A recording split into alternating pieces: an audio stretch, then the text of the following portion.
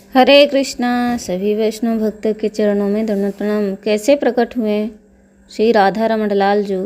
श्री राधा रमण लाल जू का आज प्रकट दिवस है। आज यानी कि 12 मई 2025 शालिग्राम शिला से स्वयं प्रकट हुए देवता 500 साल से जुड़ी है पुराना विरासत मंदिर कहाँ है।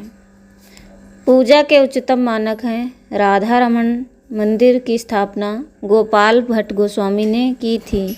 वे वृंदावन के 6 गोस्वामी में से एक हैं जिन्होंने श्री चैतन्य महाप्रभु के सिद्धांतों का सख्ती से पालन किया।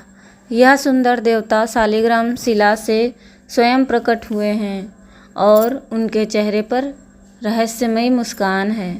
श्री श्री राधा रमण का प्रकट स्थल राधा रमण मंदिर के गोपाल भट्ट की समाधि के बगल में है।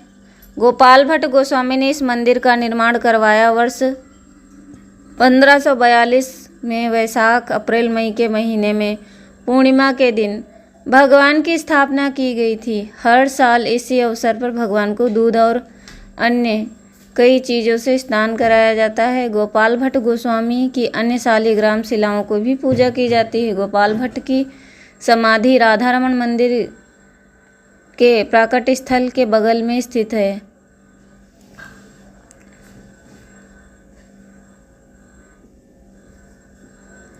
जब भगवान चैतन्य महाप्रभु पहली बार ब्रज में आए तो उन्होंने मथुरा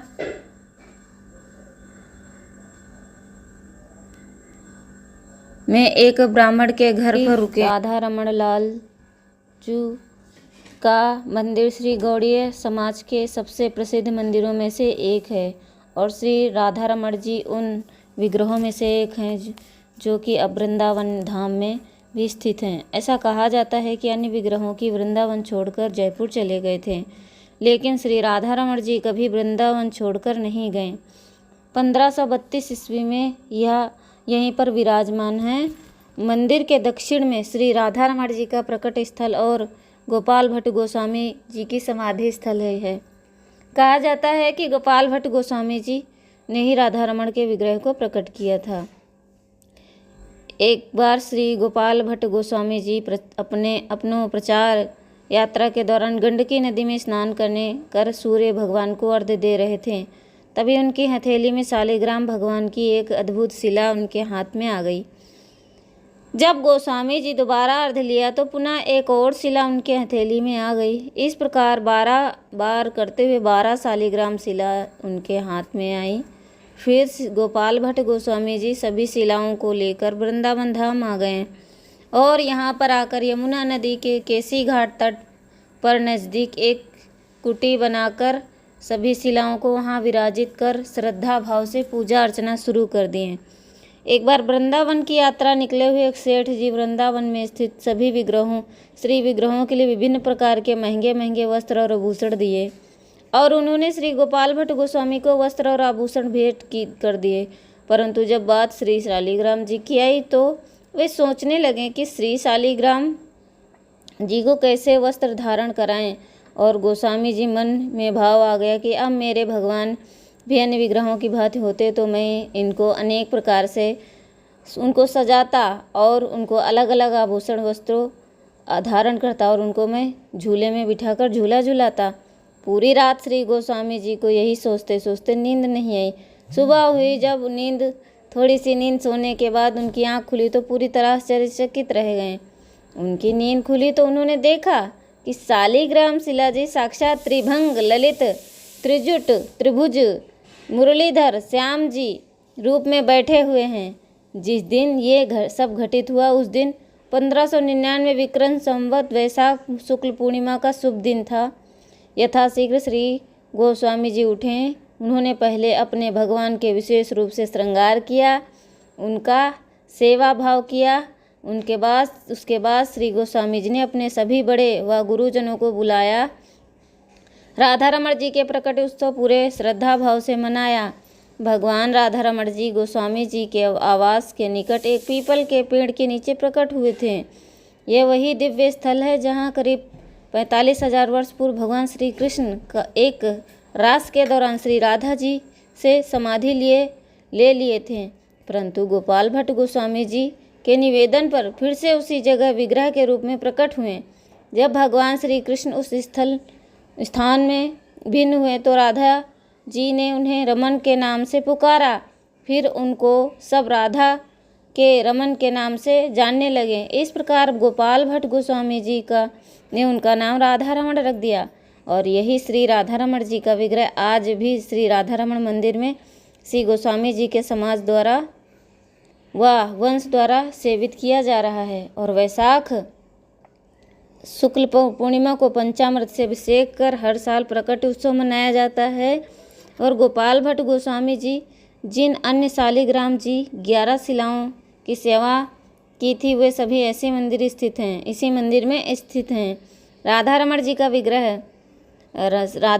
का विग्रह तो सिर्फ 12 अंगुल का है, परंतु इनका दर्शन इतना मनमोहक होता है कि जिसको देखकर कोटि कामदेव भी मूर्छित हो जाएंगे। नेपाल के एक कांडी नदी में एक बार गोपाल भट्ट गोस्वामी जी सेवा से प्रसन्न होकर 12 शालिग्राम श्री ललित त्रिभंग और बंशीधर के रूप में मिले। लाल जी को पीछे से देखते ऐसा प्रतीत होता है कि मानो जैसे शालिग्राम जी हैं, और ऐसा प्रतीत होते ही जैसे फूलों से भी ज़्यादा नाजुक कमल चरणों वाले और वेणु वादन की मुद्रा में हमेशा अपने होंठ पर मंद मंद मुस्कान लिए श्री राधा रमण जी सभी भक्तों के हृदय में रमण करते हैं। वृंदावन में स्थित विग्रहों को पहले गोविंद, मदन मोहन और गोपीनाथ जैसे नामों से जाना जाता था, परंतु बाद में श्री राधा रमण जी विग्रह को उन सभी मंदिरों में स्थापित किया गया तो उनका नाम बदलकर राधा गोविंद, राधा गोपीनाथ, राधा मदन मोहन रख दिया गया।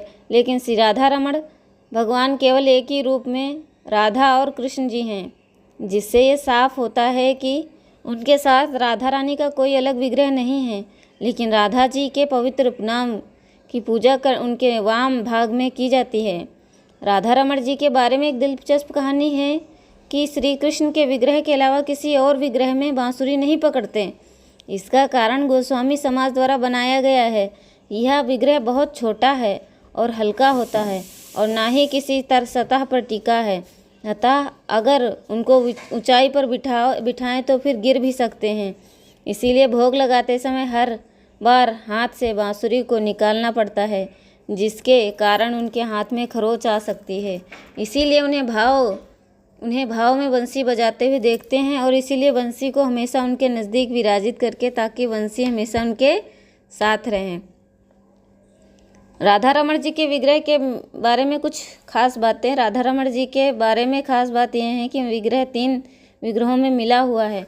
इनका मुखारविंद गोविंद देव जी के समान है और इनका वक्ष स्थल गोपीनाथ जी के समान है और इनके चरण कमल मदन मोहन जी के समान हैं। ये भी कह सकते हैं कि इनके दर्शन मात्र 3 विग्रहों का दर्शन हो जाता है, अर्थात इनके अकेले दर्शन से तीनों ठाकुरों जी के दर्शन हो जाते हैं।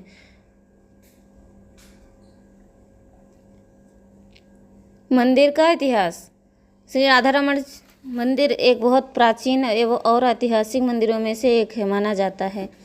वृंदावन के प्राचीन मंदिरों में से एक होने की वजह से इसका ऐतिहासिक बहुत महत्व है।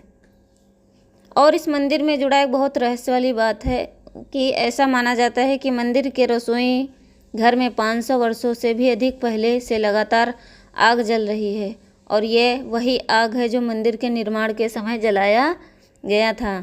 मंदिर में लगने वाले भोग को इसी आग में पकाया जाता है जो कि ठाकुर जी को भोग लगती है। श्री राधा रमण जी मंदिर को आज से लगभग 500 वर्ष पूर्व गोपाल भट्ट गोस्वामी जी द्वारा बनाया गया था, जो कि चैतन्य महाप्रभु के शिष्यों में से एक थे। कहा जाता है कि गोपाल भट्ट गोस्वामी जी 30 साल की उम्र में वृंदावन आए थे। यहीं पर फिर उन्होंने चैतन्य महाप्रभु जी के आशीर्वाद लिया, लेकिन आशीर्वाद गोपीन चैतन्य जी की लंगोटी और लकड़ी का आसन एक दुपट्टा के रूप में थे। इन सभी में लकड़ी की पट्टी सिर्फ सुरक्षित बची है जो कि मंदिर में देखा जा सकता है। तो ये जानकारी आपको कैसी लगी? राधा रमण जी के प्रकट उत्सव की बहुत बहुत शुभकामनाएं। मेरो राधा रमण मेरी बाधा हरो, मेरो राधा रमण मेरी बाधा हरो।